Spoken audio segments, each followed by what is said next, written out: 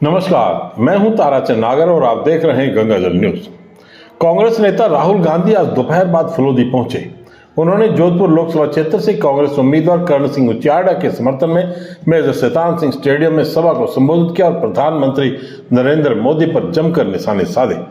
उन्होंने electoral bond को लेकर नरेंद्र मोदी को निशाने पर लेते हुए कहा कि सुप्रीम कोर्ट इसे असंवैधानिक बता चुकी है और इसकी आड़ में मोदी ने हजारों करोड़ के चंदे की उगाही की। किसी ने पहले और किसी ने धंधा मिलने के बाद भाजपा को इलेक्टोरल बॉन्ड के माध्यम से चंदा दिया। इसके अलावा राहुल गांधी ने अडानी अंबानी के साथ शिक्षा, बेरोजगारी, स्वास्थ्य को लेकर भी मोदी सरकार को जिम्मेदार ठहराया। यह सब उनके भाषण में आपको सुनाऊंगा। राहुल ने कांग्रेस और इंडिया अलायंस की सरकार बनने पर कुछ घोषणाएं भी की। उन्होंने अग्निवीर योजना रद्द करने, किसानों के लिए कानूनी एमएसपी लागू करने और ठेका प्रथा खत्म करने की घोषणा की।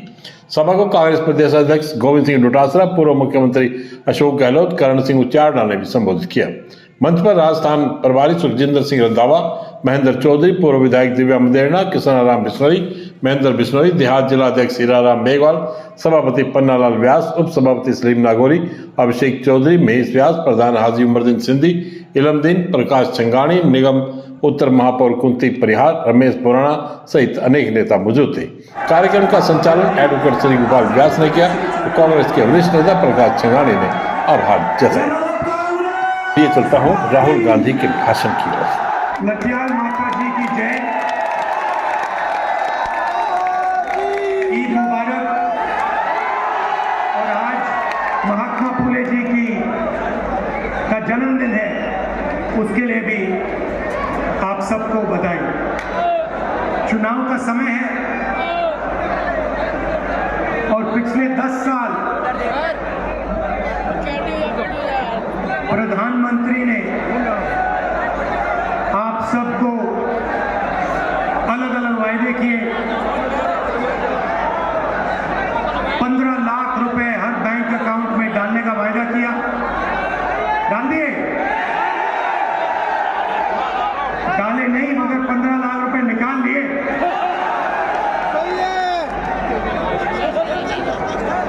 नोटबंदी की, गलत जीएसटी लागू की,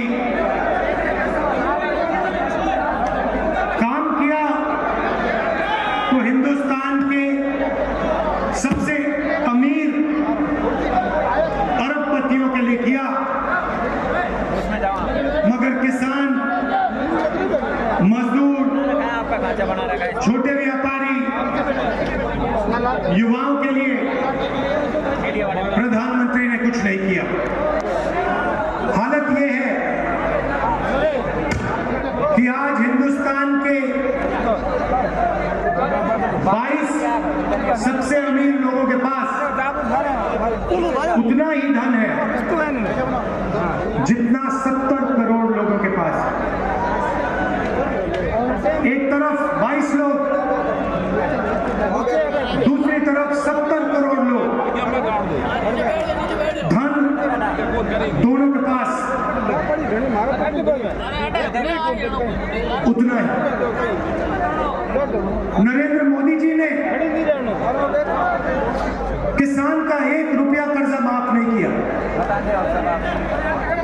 किसी स्टूडेंट का 1 रुपया माफ नहीं किया, मजदूर का 1 रुपया माफ नहीं किया, मगर इन 22-25 लोगों का नरेंद्र मोदी जी ने 16 लाख करोड़ रुपया कर्जा माफ किया।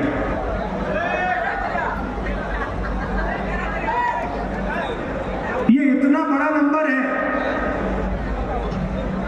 कि जब हम ऐसे कहते हैं कि 16 लाख करोड़ रुपया माफ किया, तो आम आदमी को तो पता ही नहीं होता कितना है। तो मैं आपको बताता हूं, जितना पैसा मनरेगा को चलाने में 24 साल चलाने में लगता है,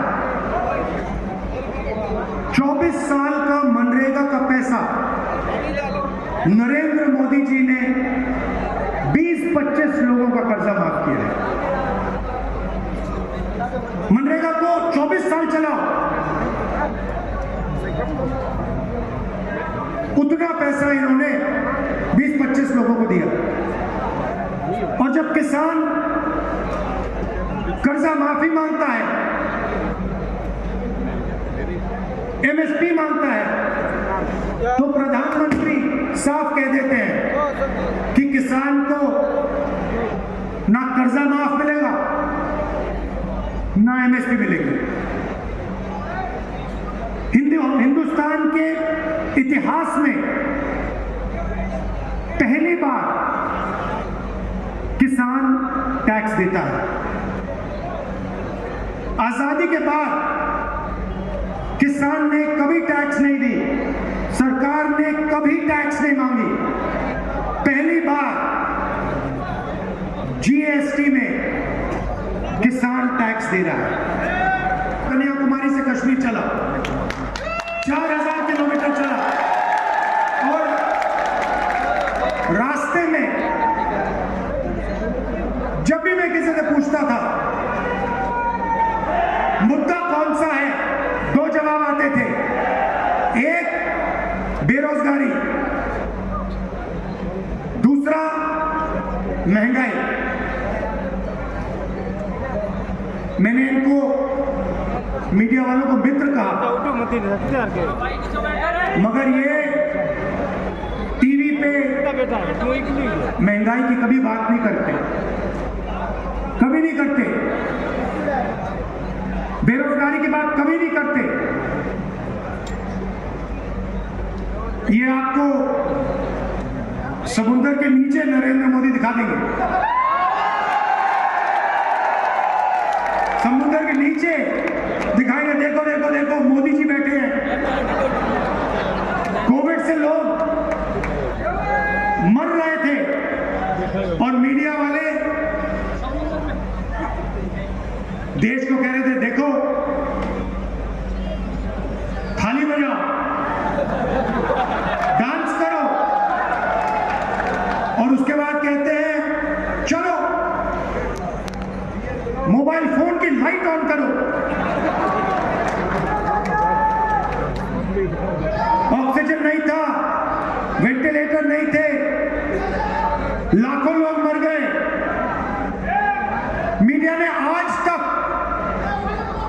तक ये नहीं कहा कि कोविड में कितने लोग मरे, मगर थाली की बात करी, मोबाइल फोन की बात करी, बॉलीवुड दिखा देंगे, क्रिकेट की बात करेंगे, मगर जो मुद्दे आपके सामने हैं, आपके दिल के जो मुद्दे हैं, किसान के मुद्दे, मजदूर के मुद्दे,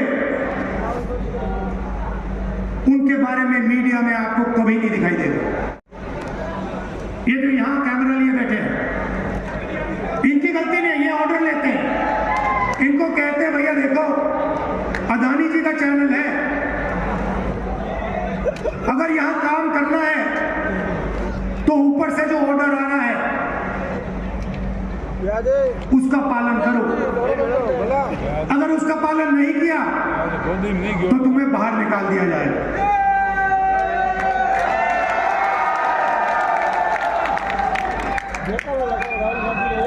तो चुने हुए लोगों को देश का पूरा धन दे दिया। आप जहां भी जाओ हिंदुस्तान में, कोने कोने में चले जाओ, आपको एक नाम दिखाई देगा, airport Adani, port Adani, highway Adani,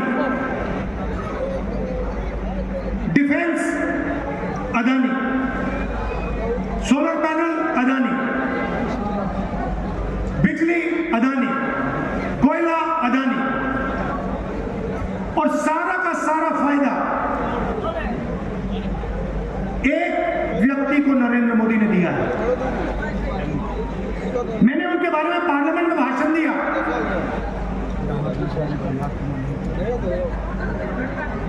मेरी सदस्यता ले गए, मेरी सदस्यता ले गए। सुप्रीम कोर्ट ने मुझे फिर से एमपी बनाया, और मैंने कहा क्या, मैंने सिर्फ नरेंद्र मोदी जी से यह पूछा इंडस्ट्री में अदानी जी तो दिखते हैं, देश की रक्षा हथियारों में अदानी जी, बिजली अदानी जी, कोयला अदानी जी। और मैंने मोदी जी से पूछा, मोदी जी आपका इनके साथ रिश्ता क्या है?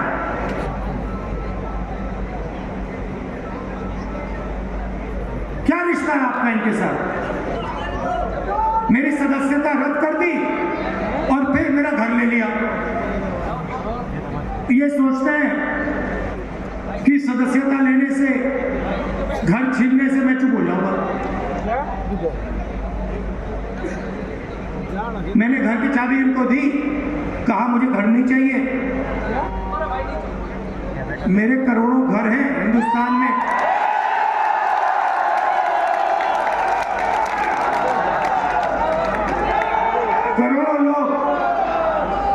करोड़ों लोगों के दिल में मेरा घर है। मुझे तुम्हारी कोई घर की जरूरत नहीं।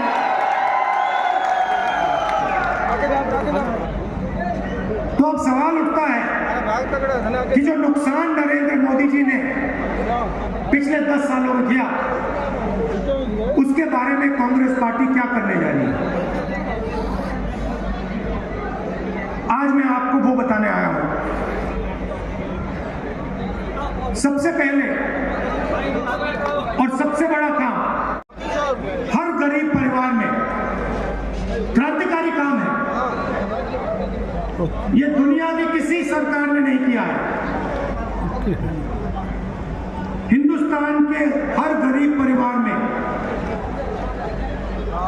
एक महिला के बैंक अकाउंट में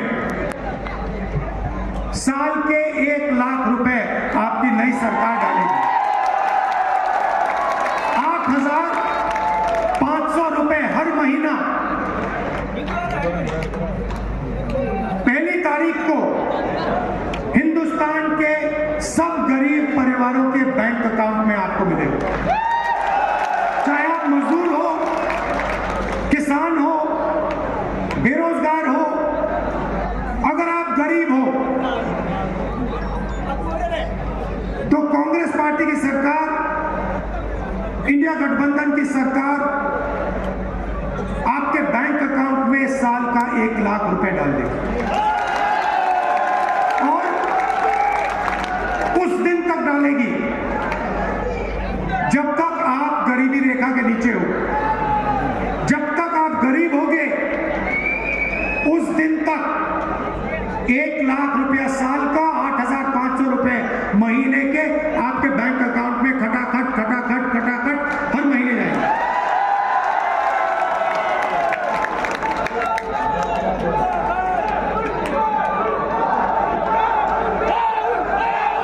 महिलाओं को 50% रिजर्वेशन सरकारी नौकरियों में, और जो आशा और आंगनवाड़ी का काम करते हैं उनकी आमदनी हम दुगनी करने जा रहे हैं। भारत छोड़ो यात्रा में हजारों युवाओं ने मुझे कहा कि आज हिंदुस्तान में रोजगार नहीं मिलता है। आपने देखा होगा, कुछ ही दिन पहले अखबार में आया कि आईआईटी के लोग, जो आईआईटी में ग्रेजुएशन करके आए हैं, पहली बार उनको नौकरी नहीं मिल रही। ये नरेंद्र मोदी जी की देन है। तो इसके लिए हम 2-3 चीजें करने जा रहे हैं। सबसे पहले 30 लाख सरकारी नौकरियां हैं, वैकेंसीज हैं, जिनको नरेंद्र मोदी जी ने खाली रखा है। उन 30 लाख वैकेंसीज को हम आते ही आपके हवाले कर देंगे।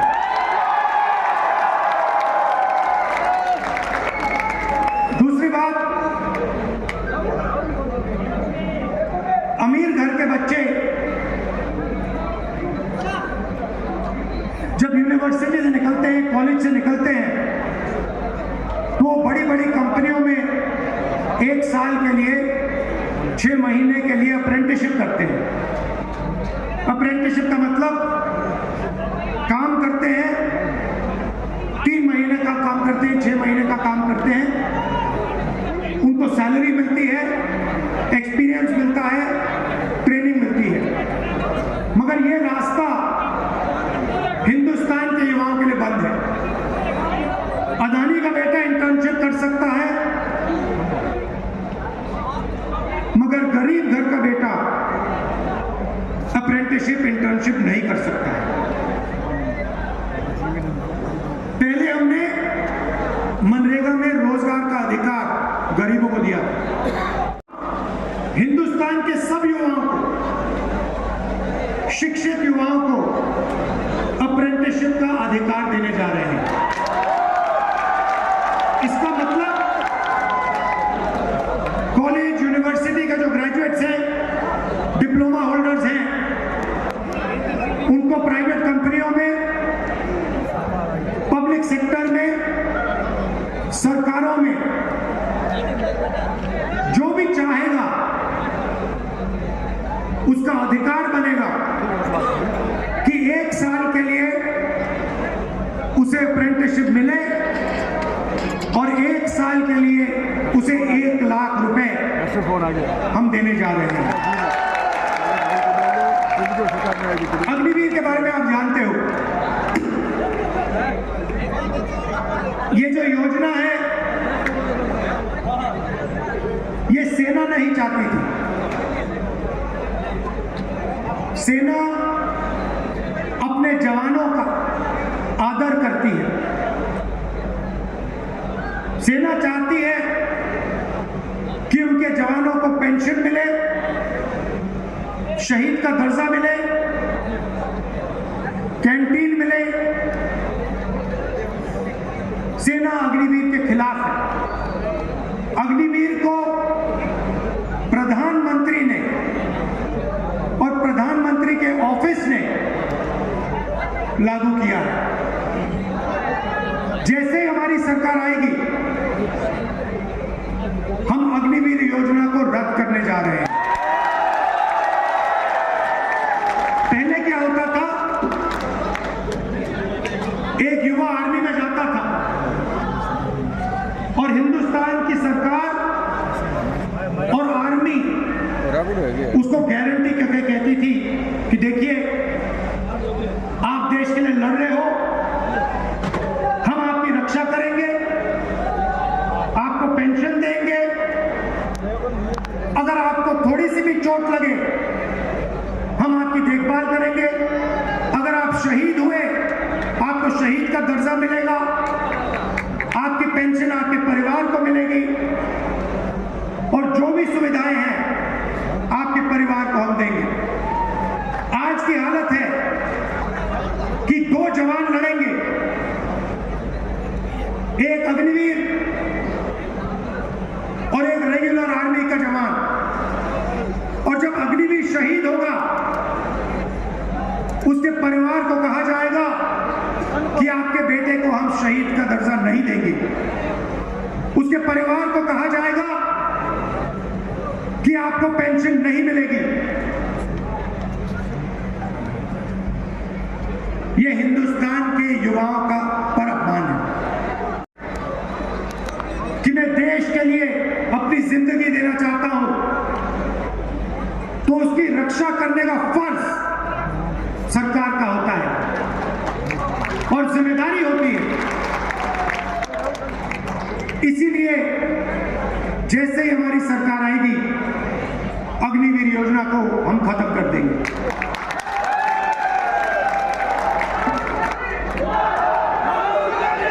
किसानों का बड़ा मुद्दा है। किसान पंजाब, हरियाणा, राजस्थान, मध्य प्रदेश, तमिलनाडु, हिंदुस्तान के हर प्रदेश में किसान दुखी है। किसान देख पा रहा है कि नरेंद्र मोदी जी अदानी जी की मदद करते हैं, अरबपतियों की मदद करते हैं। हिमाचल में अदानी जी को सेब का कंट्रोल दे दिया, 3 कानून बनाने की कोशिश की, अदानी और अंबानी की मदद मदद करने के लिए, मगर किसान को सही दाम नहीं मिलता। किसान कोई तोहफा नहीं मांग रहा, कोई फ्री गिफ्ट नहीं मांग रहा। किसान सिर्फ ये कह रहा है कि अगर कोई व्यापारी कुछ बेचता है तो उसे सही दाम मिलता है, हमें सही दाम क्यों नहीं मिलता? उसका पहला सवाल यह है। और दूसरा सवाल, उतना ही महत्वपूर्ण सवाल, किसान कहता है कि देखिए, अगर अरबपतियों का कर्जा माफ हो सकता है तो हमारा क्यों नहीं हो सकता? तो मैं राजस्थान के किसानों को कहना चाहता हूं और आपके माध्यम से देश के किसानों को कहना चाहता हूं, जैसे ही हमारी सरकार आएगी हम कानूनी एमएसपी आपके लिए बना देंगे। और जैसे नरेंद्र मोदी जी ने 16 लाख करोड़ रुपए उनका कर्जा माफ किया है, वैसे ही हम हिंदुस्तान के किसानों का फिर से कर्जा माफ करने जा रहे हैं। नरेंद्र मोदी जी भ्रष्टाचार की बात करते हैं। अदानी जी के बारे में मैंने आपको बताया, उनकी स्टॉक प्राइस देख लीजिए।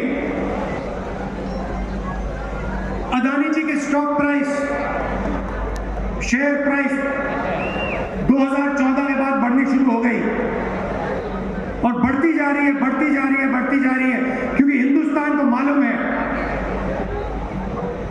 कि अदानी जी और हमारे प्रधानमंत्री का बहुत अच्छा रिश्ता है। नरेंद्र मोदी जी ने कहा कि मैं भ्रष्टाचार मिटाना चाहता हूं और इलेक्टोरल बॉन्ड स्कीम लाए। इलेक्टोरल बॉन्ड स्कीम में बीजेपी को हजारों करोड़ रुपए उद्योगपतियों ने दिए। नरेंद्र मोदी जी ने स्कीम कैसे बनाया? उन्होंने कहा कि जो स्कीम में पैसा देगा उसका नाम किसी को नहीं मालूम होना चाहिए। कुछ ही दिन पहले सुप्रीम कोर्ट कहता है कि ये जो स्कीम है इसको कैंसिल कर देना चाहिए। ये लीगली नहीं है, ये गैर कानूनी स्कीम है, इसको कैंसिल कर देना चाहिए। और जिन लोगों ने, जिन उद्योगपतियों ने नरेंद्र मोदी जी को, बीजेपी को पैसा दिया, उनके नाम पब्लिक के सामने रख देने चाहिए, सुप्रीम कोर्ट ने कहा। मीडिया के लोगों ने इसके बारे में बोला नहीं, कम बोला, मगर जब लिस्ट निकली, लिस्ट में तारीख भी थी कि इस दिन इस उद्योगपति ने बीजेपी को पैसे दिए। हमने देखा, हमने दिन देखे कौन से डेट्स पे इनको पैसा मिला। पता लगता है कि बड़ा कॉन्ट्रैक्ट, सड़क का कॉन्ट्रैक्ट एक उद्योगपति को मिलता है और उसी के 5-10 दिन बाद उद्योगपति हजारों करोड़ रुपए नरेंद्र मोदी और बीजेपी को दे देते हैं।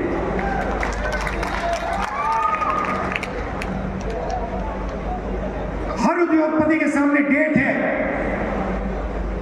और दो तरीके से पैसे ले रहे हैं। एक तरीका कॉन्ट्रैक्ट देते हैं, सड़क का देते हैं, डिफेंस का देते हैं, अलग अलग कॉन्ट्रैक्ट देते हैं और कुछ ही दिन बाद स्कीम में उद्योगपति इनको पैसा दे देता है, कट दे देता है। और दूसरा तरीका, ये सीबीआई का केस लगाते हैं, ईडी का केस लगाते हैं, उद्योगपति उनको पैसा देता है और फिर सीबीआई का केस, ईडी का केस गायब हो जाता है। तो इंटरनेशनल लेवल पर हफ्तेबाजी चल रही है एक्सटॉर्शन चल रहा है और उसका नाम इलेक्टोरल बॉन्ड स्कीम है। नरेंद्र मोदी जी से आप पूछिए कि जो हजारों करोड़ रुपए बीजेपी को मिले,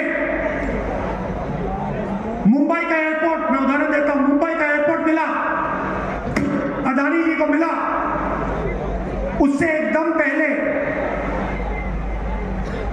बंबई एयरपोर्ट के मालिक को सीबीआई की इंक्वायरी हो जाती है। कुछ ही दिन बाद मालिक एयरपोर्ट अदानी जी को पकड़ा देता है, सीबीआई इंक्वायरी खत्म हो जाती है, मामला फिट हो गया। भ्रष्टाचार की मोनोपोली खोल रखी है। देश में सबसे ज्यादा भ्रष्टाचार इलेक्टोरल बॉन्ड स्कीम के माध्यम से हिंदुस्तान के प्रधानमंत्री और बीजेपी कर रही है। भाई और बहनों, देखिए, एक तरफ 22-25 अरबपति हैं, मीडिया आपकी बात नहीं करती। क्यों? मीडिया उनकी है। मीडिया बेरोजगारी की बात नहीं करेगी, महंगाई की बात नहीं करेगी, और पूरा का पूरा फायदा उनको मिल रहा है। दूसरी तरफ कांग्रेस पार्टी है, हम महिलाओं को 1 लाख रुपए साल का देने जा रहे हैं, युवाओं को अप्रेंटिसशिप का हक देने जा रहे हैं, किसानों को एमएसपी और कर्जा माफ करने जा रहे हैं। आपको निर्णय लेना है। आप हिंदुस्तान की सरकार चाहते हो, किसानों की, मजदूरों की, गरीबों की, बेरोजगार युवाओं की सरकार चाहते हो, या फिर अदानी की सरकार चाहते हो? यह आपके ऊपर है। हमारे यहाँ कैंडिडेट्स हैं, इनको भारी बहुमत से आप जिताइए, कांग्रेस पार्टी को जिताइए और गरीबों की, कमजोरों की सरकार लाइए। आप सबका। अच्छा, आखिरी बात, मैं एक बात भूल गया। आखिरी बात जो हम करने जा रहे हैं, आजकल सरकार जब रोजगार देती है, ठेकेदारी प्रथा से देती है, कॉन्ट्रैक्ट लेबर से देती है। हमने निर्णय लिया है कि चाहे वो पब्लिक सेक्टर यूनिट हो या वो सरकार हो, ठेकेदारी प्रथा को कांग्रेस पार्टी खत्म करने जा रही है। अगर सरकार और पब्लिक सेक्टर में किसी को काम मिलेगा तो ठेकेदारों का नहीं मिलेगा, परमानेंट काम मिलेगा, पेंशन के साथ, इज्जत के साथ जनता, लोग सरकार में काम करेंगे। आप सबका बहुत बहुत धन्यवाद। नमस्कार, जय हिंद।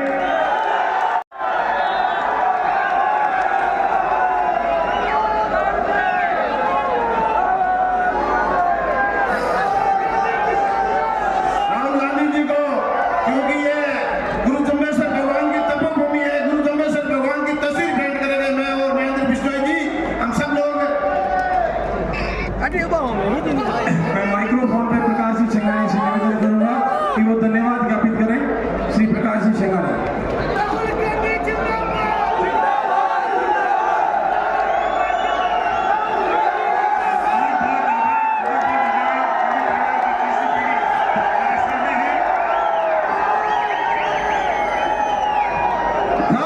गांधी, राहुल गांधी।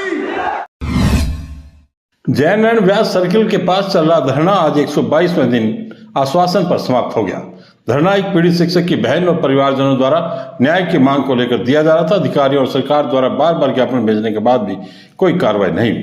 यह धरना पीड़ित शिक्षक श्रवण भार्गव की बहन संजू, पत्नी मूलाराम भार्गव और परिवारजनों द्वारा दिया जा रहा था। परिवार ने बताया कि भाजपा नेता गजेंद्र जोशी ने बड़े नेताओं से बात कर आश्वासन दिया कि लोकसभा चुनाव के बाद आचार संहिता समाप्त होने पर उनकी मांगों पर कार्रवाई की जाएगी।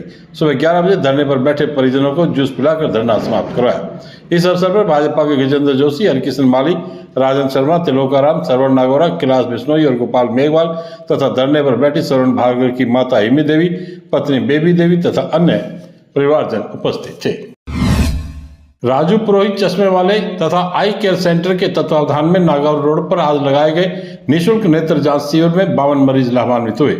जोधपुर से आए आई स्पेशलिस्ट डॉक्टर चंदन कल्ला ने मरीजों की जांच की और नेत्र चिकित्सा सहायक चंद्रशेखर ने सहयोग किया। राजू पुरोहित ने बताया कि शिविर में इनमें 6 मरीज मोतियाबिंद और 3 मरीज आंखों का मांस हटाने के पाए गए हैं। राजस्थान के प्रथम वीर चक्र विजेता हवलदार चौक सिंह की 10वीं पुण्यतिथि आज सुजान सिंह की ढाणी गांव ढड्डू उनके पैतृक स्मारक स्थल पर मनाई गई। उप सरपंच करण सिंह, हवलदार भंवर सिंह, नायब सूबेदार करण सिंह, सचिव पूर्व सैनिक मिश्र फलोदी, हवलदार कान सिंह, सूबेदार मेजर मेघ सिंह, तग सिंह, दुर्ग सिंह, अमर सिंह, गजेंद्र सिंह, समाज सेवी जालम सिंह, इंजीनियर उदय सिंह, हुकम सिंह, भैरू सिंह आदि गणमान्य लोग उपस्थित रहे। उपस्थित जनों ने पुष्प चक्र अर्पित कर श्रद्धांजलि अर्पित की। करण सिंह ढड्डू ने बताया कि चौक सिंह को 10 मई 1948 भारत पाकिस्तान युद्ध में अदम्य साहस का परिचय देने पर तत्कालीन राष्ट्रपति डॉक्टर राजेंद्र प्रसाद ने प्रथम गणतंत्र दिवस पर उनको वीर चक्र से सम्मानित किया। यह राजस्थान में किसी सैनिक को मिलने वाला पहला वीर चक्र है। हर वर्ष भारतीय सेना द्वारा गार्ड ऑफ ऑनर दिया जाता है। इस वर्ष आदर्श आचार संहिता लागू होने के कारण बड़ा कार्यक्रम नहीं हो सका। सिंह जी जिनको भारत पाक युद्ध 1948 असाधारण कार्य करने पर देश के पहले गणतंत्र दिवस पर 26 जनवरी 1950 को भारत के प्रथम राष्ट्रपति डॉक्टर राजेंद्र प्रसाद द्वारा वीर चक्र से नवाजा गया। हिंदू नववर्ष एवं रामनवमी महोत्सव समिति के तत्वावधान में 16 अप्रैल को दुर्गाष्टमी फलोदी दुर्ग में शक्ति भक्ति पथ सामूहिक हनुमान चालीसा और महाआरती का आयोजन किया जाएगा। आज इसके बैनर का लोकार्पण किया गया। ईद का पर्व आज पूरे हर्षोल्लास और हकीकत के साथ मनाया गया। ईद पर मस्जिदों को सजाया गया। सुबह जामा मस्जिद में ईद की नमाज अदा की गई और देश में अमन चैन की दुआ की गई। मुस्लिम परिवारों पर ईद पर घरों में विशेष व्यंजन बनाए गए। 1 महीने तक रोजे रखने के बाद ईद मनाई गई। ईद को लेकर मुस्लिम भाइयों व परिवारों में विशेष उल्लास रहा। लोगों ने नमाज के बाद एक दूसरे के गले मिलकर ईद की बधाइयां दी। सोशल मीडिया के माध्यम से भी लोगों ने एक दूसरे को बधाई दी। गणगौर का पर्व आज यहां धूमधाम से मनाया गया। महिलाओं में गणगौर को लेकर काफी उत्साह देखने को मिला।